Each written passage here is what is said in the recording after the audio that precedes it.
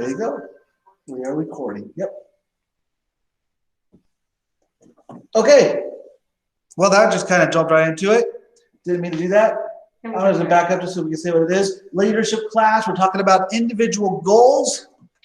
And number one tonight is a goal is not a goal if it is not written down. A goal is not a goal if it is not written down. You need to write a goal. If you don't write it down, it's what we call wishful thinking. Something I like to do, but it's not something we're actually pursuing. You may even call it a dream. I think I brought this up a couple of weeks ago here in church that I had a dream one time to open up a pizzeria. I got the Bobby Filet bread, the dough from him, Gordon Ramsay's pizza sauce, and made a perfect tasting pizza. It only cost $70 to make, though, at least to buy all the ingredients. And you can make several pizzas, but so it's quite the endeavor. And I was going to open up a pizzeria, and it was going to be, was it Luna's Pizza? And then it was going to play. Yeah, moon hits your eye like a pizza pie, that's amore. So we're going to have that play all day. And that was a dream, but was never something I really truly pursued. It's not what God wanted me to do. And so it's never really a goal, something that I really wrote down.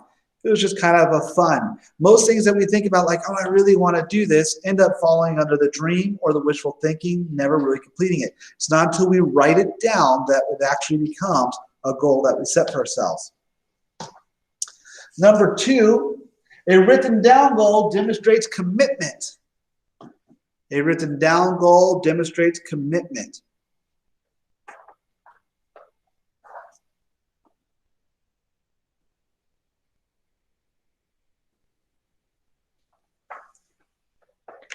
I'll talk to couples and they'll be like, I don't know why we should get married. We could just live together. It's just like marriage. And I go, no, it's not. It's not the same. There is not the same commitment level. You may say that you are committed, but when you get married, it does change things because now you have a contract. And there are some legal ramifications. It's not like you can just split up. There are changes when you get married. But sometimes people fear getting married. In fact, there's three things that people fear the most. What do you guys think those are? Commitment. Okay, commitment is one. What are the other two? Come on, we're playing, what's that, Family Feud? Money. No, money is not a fear. More people wish they had it, not fear it. What else do people fear? No, the payment of. Okay, Abby, let other people talk. Permanent. Fear of divorce. Okay, fear of divorce. That's not one of the top three, but yes, that is a fear. Fear of the unknown. Fear of what? Unknown. Fear of the unknown. That is a fear, but let's try to get a little, like, what's a specific? I'm not married, so I don't know. Any others? What do you think, Nina? You got any? Well, I can't really think of anything that I'm afraid of. Okay, IRS. People fear the IRS, at least for adults. And the other one, that thing that people fear is, and maybe all of you guys will feel this, speaking in public. So the top, number one is IRS, speaking in public. Number three is commitment. People are afraid of making commitment. They're afraid because if you make a commitment, now you can either succeed or you can fail. And we don't like to fail. So if we don't ever make a commitment, then we don't ever have to worry about it. Did you get a red pen? Mm-hmm. No, it's a pencil. Okay, so people don't like to fail. But commitment's important. For example, let's say I was selling you my house. Or let's say you're selling your house or something like that, and I came up to you and I said, hey, I want to buy your house from you for $200,000. And you're like, great. And I say, but I don't want to sign any papers. I just want to do a handshake. How many of you guys are saying, yeah, that sounds like a good deal to me? Mm-hmm. We like commitments. It says a lot about ourselves and our actual commitment, how much we're going to follow through when we make commitments. And it also tells God a lot. So when we write things down, it tells God a lot. Are we truly committed? Number 3, a written down goal can be reviewed often. A written down goal can be reviewed often.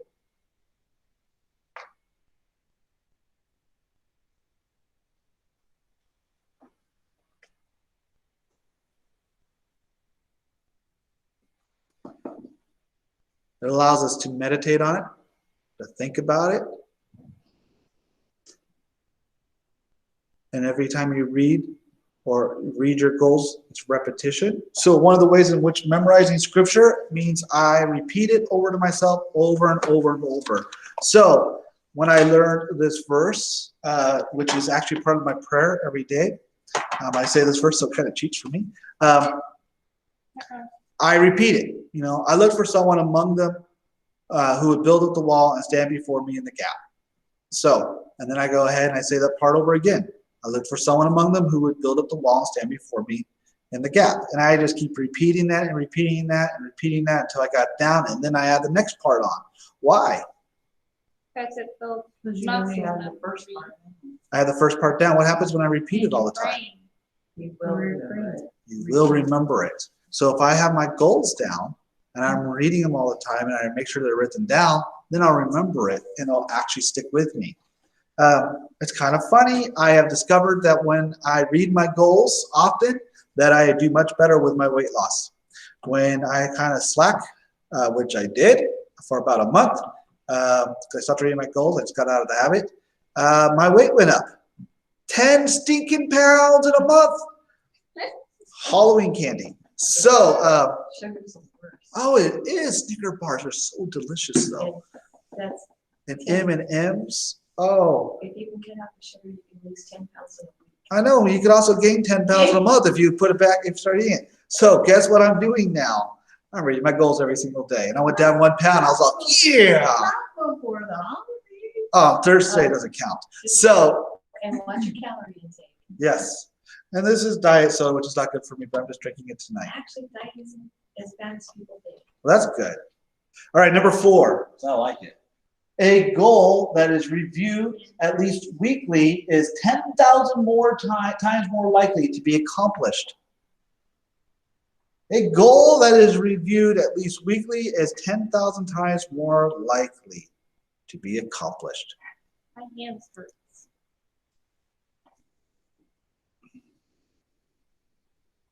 Did you write it down, Ambers?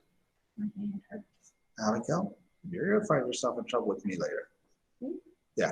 Okay, I have to Then wear you it. better My get hand's going. out, so- Okay. but I like There is some scientific evidence to this. They discovered that pitchers, when they are learning how to pitch, if they have them repeat, if they're throwing improperly, they have to retrain them, and it's something like 10,000 times of pitching the same thing that is finally, or pitching not 10,000 times. If they continue to do it for thousands of times, they finally retrain themselves on how to pitch properly, and then they are far more successful. So there's definite scientific truth to this. When we are reading our goals, honestly, just doing it once a week is pretty wimpy. It means that the chances of actually accomplishing them, making it a new habit, are significantly decreased. However, if you do it every single day, then the chances of you actually accomplishing and making it a new goal increases significantly. So if I only read my weight loss goal once a week, the chances of me actually following through and being good on my weight, like I'll be good the first day, maybe the second, third day, not so much, fourth day, it's gone. And then repeat the next week. But if I'm reading every single day, then the chances are I'm gonna do pretty good. And if I miss a day, I'll still probably do pretty good, even if I only miss one day, because I have so many times that I'm doing it that I'm still staying on track. If you don't do it, if you rarely do it, you will completely forget the goals that you have set. So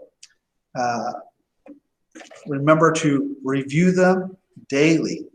Number 5, a written down goal can be shared with a friend to hold you accountable.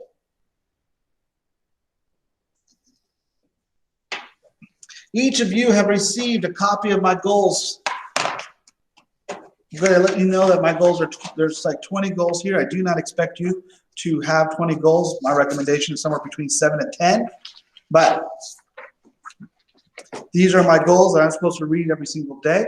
I will be updating this very soon because we're going to go into the new year. But I give them to you so you guys can hold me accountable to them. I'll give you my newest goals once I write them up, which I'll probably do this week. So I'll walk 30 minutes a day for a week. That's a good one. The ones I can't do right now because of COVID, like I can't go on the photo trip like I was planning on. For what? And I can't do, I was going to go on a photo trip. What's that? That's where I go take pictures. I want to go. Yeah, I'm not going now. I can't do the handy teacher responsibility for the youth ministry out there anybody because we don't have youth ministry going on right now. So some of those goals I could not accomplish, but you guys can look over those goals and say, how are you doing on those? Because now I have accountability. It means I'm a little bit more committed to actually doing it. So that's my list. Oh, I know. I had a friend that his name is Jim Ryan, and he's a pastor. And I remember he was a senior pastor at church I was at, a church I grew up in. And this is a large church, thousands of people. And when I was there, we got in for a staff meeting one day, and he sat down and says, I need to tell you something. I need to tell you that for the last year, I haven't been reading my Bible. And all of us were like, what? You're the senior pastor. I mean, you got to read the Bible. I'm just a children's pastor. I'm a pastor. I'm allowed to slack, but not the senior pastor. You got to be reading your Bible. And he was convicted that he had been reading. So he told us that he had been reading, that we were to hold him accountable and ask him if he's been reading his Bible, which is really awkward to ask your boss, hey, have you been reading your Bible? But that was how he created the accountability so that he would follow through with doing it. So when you're accountable to other people, then it increases even more your chances. That's why Weight Watchers is so successful. You have to go in every single week. You have to weigh in front of everybody else, and you have accountability. If you don't write it down, then there's no way for you to read it, reread it, no way for you to actually share it. So I take my goals. If you go into my bathroom, right above the toilet upstairs, there's a cabinet there. If you open it up, it has my goals and also has a daily prayer that I pray every single day. And that's a place where I have mine. My son has his up on the bathroom window, or mirror, I mean, so he can read them. He's going to be revising his. He just said recently. What those for? Yeah, those are his goals. And These then right new ones are old and dated. hours. And so I really recommend putting it somewhere where you can see it easily every single day. 6, goals that we are lovingly but firmly held accountable to will move us to greater accomplishments. Goals that we are lovingly but firmly held accountable to will move us to greater accomplishments. You could change the word greater to magnificent, to significant, major accomplishments.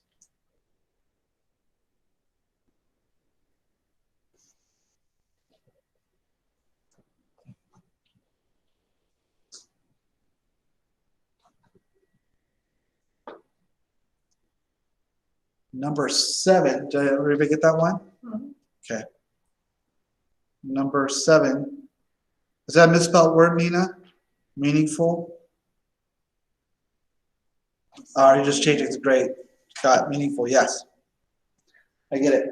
7, a good goal is always measurable. This is where most goal setting fail. A good goal is always measurable.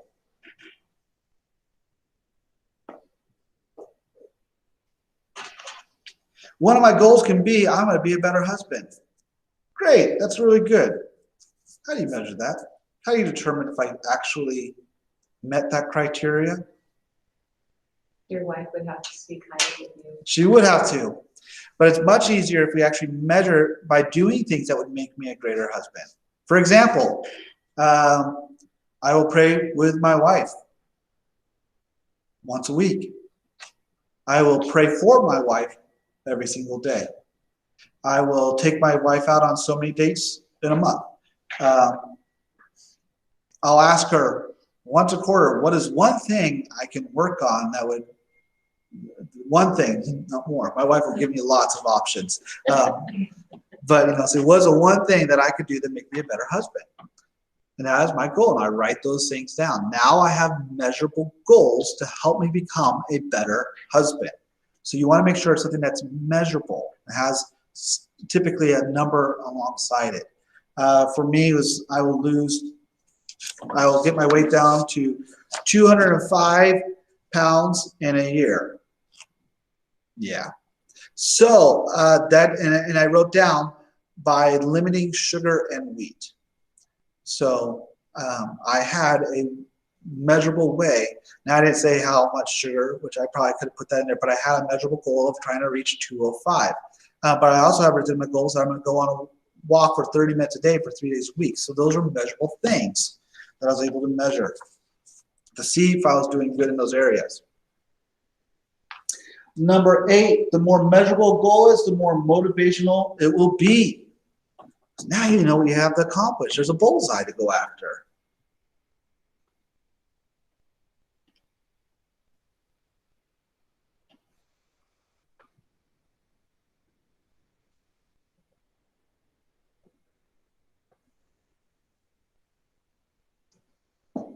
Was it this summer?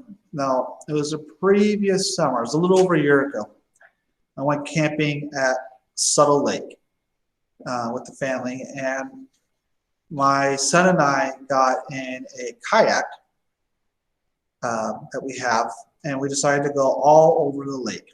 And we went all the way to the extreme east side of the lake, and it was evening time. So, did any of you guys grow up around a lake or anything? Do you know what happens in the evening in a canyon? It wasn't you. It was me and Mason.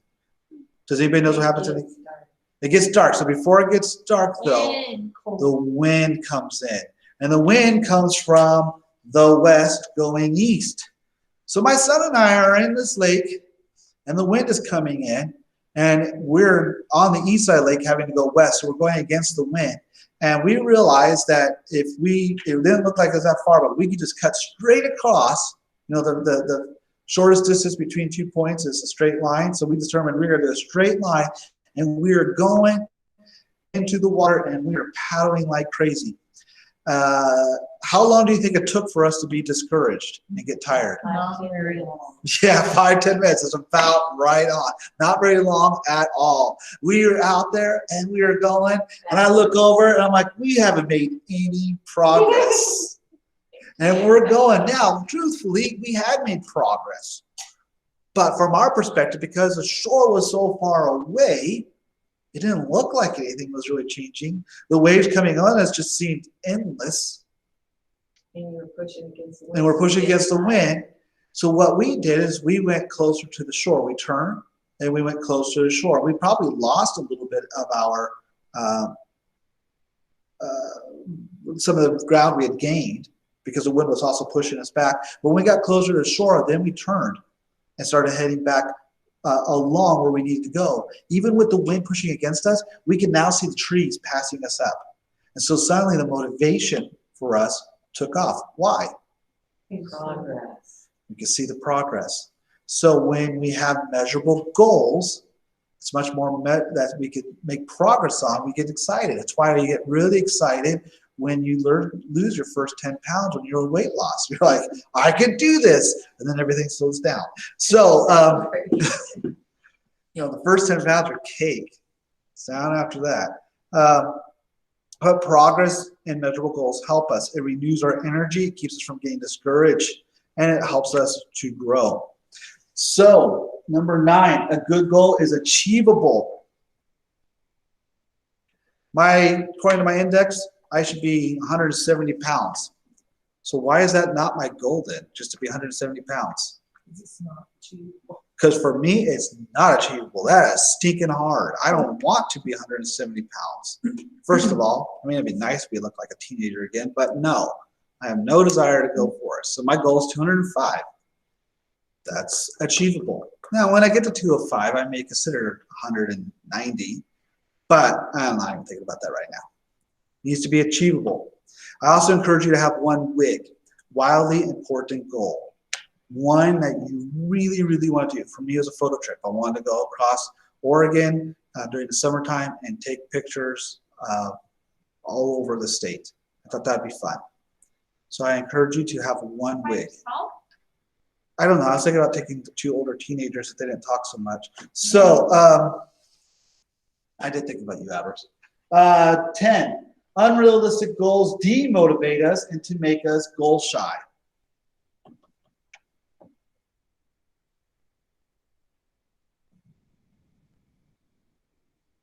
Again, you want to make 7 to 10 goals, something that's achievable. Why does it have that line? Demotivate because it's a hyphen. Oh, I know what those are. You want to make sure that most of your goals are somewhere with at least 75 to 66% of them you want to try to achieve. If you don't achieve, if you start achieving less than 66%, then it's really easy to start to get demotivated. So you want to make sure your goals are ones that are good. However, recognize that sometimes goals do need to change. I had a goal last year, a little over a year ago, to make a video every single day, kind of like a devotional goal, or at least a couple times a day. I forgot exactly what the goal was, and I wrote it down. And then as I got started on it, I realized I really didn't want to do it. It wasn't really that important to me. So I nixed that goal and deleted it and replaced it with another one, which I forget what it was, but I decided to switch it out. So your goals may change a little bit. Mason's looking at his goals and they're out of date. I'm like, yeah, mainly because you achieved most of them, and some of them are just far too wimpy for you, so you're gonna have to redo them now. But when he made those goals, those were tough goals. And now he's like, this is really simple. I'm like, that's what happens. It's like getting stronger. You know, my goal right now would be to lift 5 pounds. That'd be a pretty good goal. But after I get used to 5 pounds and I'm up to 20, I'm like, 5 pounds is kind of wimpy. 10, a good goal is challenging. It needs to move you out of your comfort zone.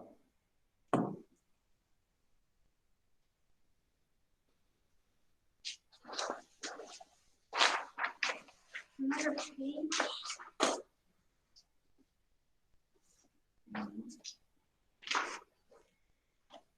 It needs to be a challenge. You need to make sure that you are working to grow, to be stronger.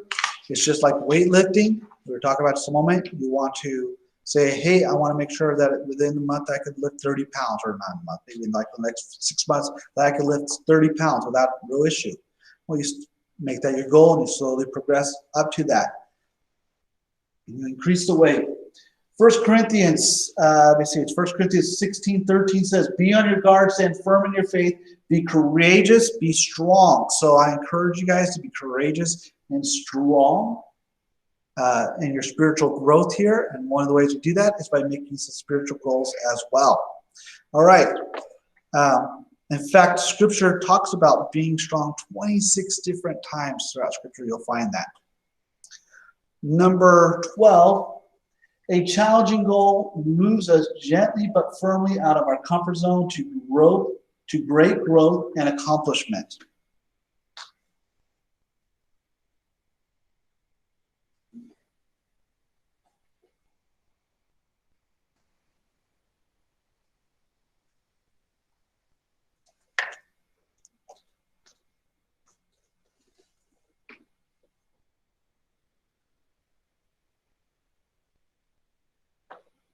I was listening to a story about a young man who was disconnecting the trailer, and it was like a 100-pound trailer. The end of it was 100 pounds, something like that. And as he was taking the trailer hitch off, or the trailer off the hitch, it fell and came down on his foot. And the young man was about to yell out, and Dad said, if you can hold it, I'm going to give you $100. If you just hold it. So the son just bit his lip. Got his foot up. Minutes later on, he's still biting his lip. The dad said, all right, I just taught you something. What did I teach you? It sounds like, I don't know. He said, what did you teach me? He's like, I just taught you could control yourself. You could have self-control if you really wanted it. And sounds like, if you're motivated enough. And sounds like, yeah, I want that $100. Dad's like, no, I was just teaching you a lesson. I wasn't going to teach you give you $100. I'm just teaching you a lesson. What a rat. So what lessons did the son learn at that moment? His dad was a liar. Okay, one, his dad was lied to him. What was the other lesson?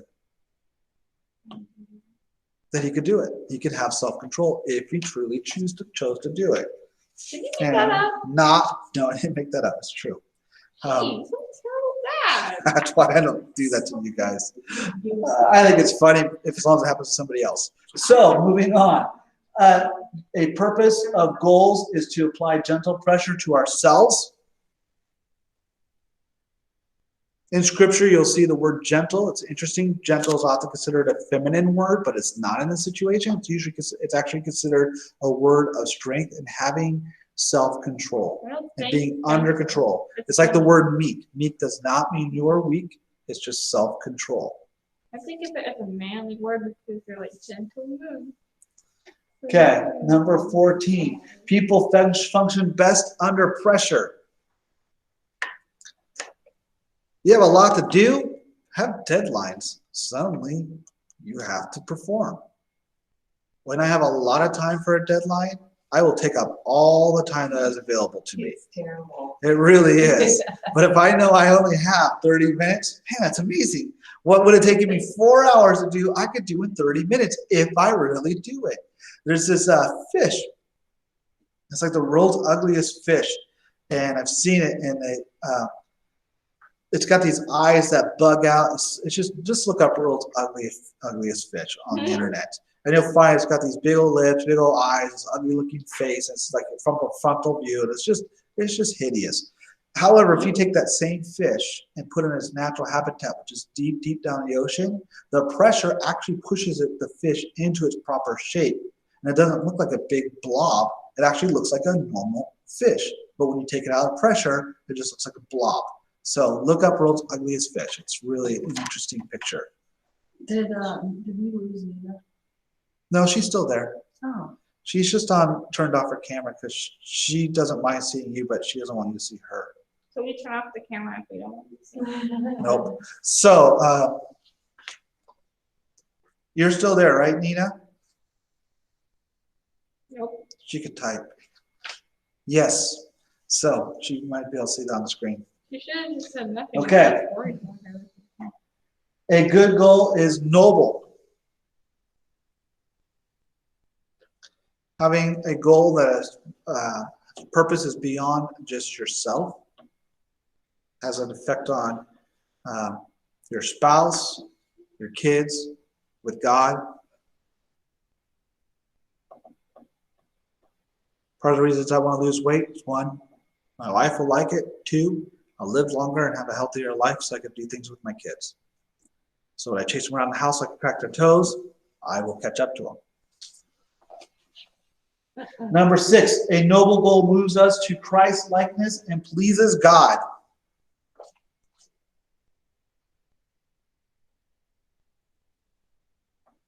My goal is to be more like Christ. That means I want to be in His Word. I want to be able to meditate on it day and night. Have it always on my lips. So I'll be careful to keep all His commandments. I want to make sure that I have wise counsel, that I'm always in fellowship. That's a part of that iron sharpens iron. So I want to be more Christ-like. Number 17, success is accomplishing the goals that God has led us to set for His glory and our growth.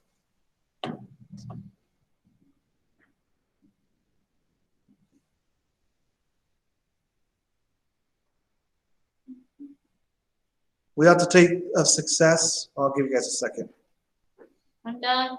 How do you guys, what does the world think success is? A lot of Money. Money, number 1, money. If it's not money, then what else? A big family. Okay, some people would think a big family. What else might they think? Nice job, a nice house, nice. Okay, nice house, nice. That's all goes. What's that? Popularity. That's good. I would even say power is another one. So that's not what God desires. God's view of success is different than ours. That we become more like Him, that we glorify Him. That is true success. That's the stuff that's going to last forever. I think when we don't have goals, we often means that we have a fear of failure, and so therefore we're vague about what our goals are because we don't want to fail. So if we can't fail, if we don't have any goals, then we can't fail, right? And therefore we don't really accomplish anything, but we do take up space on earth for 80 years of our life. Let's go and look at Joshua 1:8. This book of law should not depart from your mouth, but you shall meditate on it day and night, so that you may be careful to do according to all that is written in it.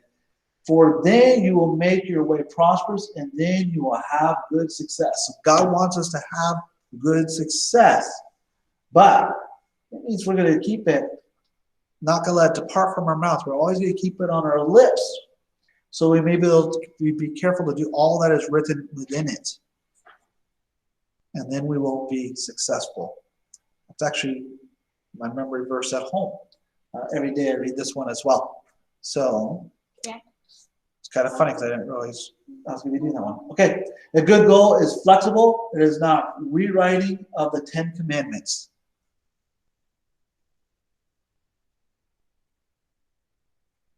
It's flexible. Well, I'm gonna be able, not able. They do change. It's okay to change it. Oh, it's not spelled properly. Shouldn't it be able? Then you spell it wrong? A good goal is flexible. Flexible. With an A. No, Flexible. flexible. It's It's not flex-able. It's flexible. That's dumb. Okay, so it's not the rewriting of the 10 Commandments, just like I talked about earlier, how I had video goals. And those ones changed. Your goals may change. Sometimes they'll get a little bit harder. Sometimes you may realize that you bit off a little too much. Romans 7 verse 18 says, "For I know that good itself does not dwell in me, that is, in my sinful nature. For I have the desire to do what is good, but I cannot carry it out." Do you know who wrote this? Actually, it says the book. But Rose. okay, who wrote Romans? I don't know. Paul. Paul wrote this. I know what is good, but it's not in me. Maybe My he's telling the truth. And he's, yeah. Honest. For I have desire to do what is good, but I cannot carry it out. Our goals are going to be hard. Our flesh is going to fight this. Your flesh is going to fight. If you're trying to grow a more godly individual, your body will resist it. It's easy to blame Satan. It's easy to blame the world. But honestly, most of the resistance that we will face is ourselves. And so we need to recognize that. So we're going to be reading another verse about how we're going to beat our flesh into submission. That's coming up. And make it a slave to us. So we're going to have to beat our flesh into submission and make it a slave to us so that it's working for us and we're no longer working for it. So don't expect that memorizing scripture is going to be simple. Your flesh is going to resist it. Reading God's word, flesh is going to resist it. Prayer, flesh is going to resist it. It takes a lot of work, just like my body does. It resists working out. But it loves M&Ms. So you're going to find my body has no problem gravitating to a bowl of M&Ms, especially those red green ones that you get during Christmas time. No problem gravitating towards those. But it definitely resists getting on a treadmill, which I did not get on today because I didn't want to. So, I got on my workout. okay, our flesh will always rebel against the law. I guessed it. This first one. Make sure this is something that you want to do. Because if it's something that you have to do, then you're not going to want to do it. It needs to be a desire of your heart, not just an obligation. You're going to have to want it. If you have to do it, you're not going to want to do it. If it's something that you don't want to give up, for example, I'll use food. It's a nice one for Chewing me. your nails. You have like the weird. I'm doing pretty good on that now. So I got rid of that bad habit a long time ago. But for me, food, if I think, oh, I want to lose weight and I don't want to be fat anymore, if I think about food all day, it's like poking the tiger in the eye. It's going to come attack me. So I have to think about, I'm not going to stop thinking about food. I just can't be thinking about M&Ms and Snicker bars anymore. I need to be thinking about other things that are really good, like strawberries or vegetables. Moving on. I don't want to talk about that anymore. So, strawberries in that. Strawberries are actually. Strawberries just have a lot of sugar, but I'll eat those. It's better than an M&M. Okay, a good goal is an expression of desire of our heart.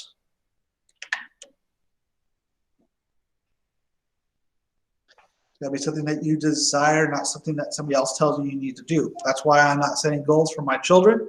My goals need to set their own. My children need to set their own goals. Oh, God. My wife does not tell me what my goals are. I may ask her what she thinks might be a good goal, but it's got to be my own. And in the end, if she has a goal that maybe would be really good for me and I don't want to do it, then I just I compromise and I change a little bit so it fits who I am. So that's it for tonight. There is one verse coming up. Our verse that we're memorizing this week is from First Psalm. It says 1 and 2. That is wrong. It's actually verse 2 and 3. Abigail, stop, please. But those who delight is in the law of the Lord, and who meditates on his law day and night. So as long as you're thinking about God's law, thinking about God's word day and night, that person is like a tree planted by streams of water. You're going to be healthy, spiritually healthy, which yields its fruit in season and whose leaf does not wither. Whatever they do prospers. So if you want to be prosperous, then you need to have good fruit and in any season or in the right seasons. And then, so you want to be prosperous, have good fruit in the right season. So you're going to need to meditate on his law, on his word every single day. So, or often. So that's going to be Psalm 1, verses 2 through 3. So that's the verse we're memorizing this week. And we will all work on that together. It's so long. Suck it up, Buttercup. This one wasn't our All right, so let's go ahead and close up in prayer. I'm going to go and stop the video now. Or the recording. Stop recording.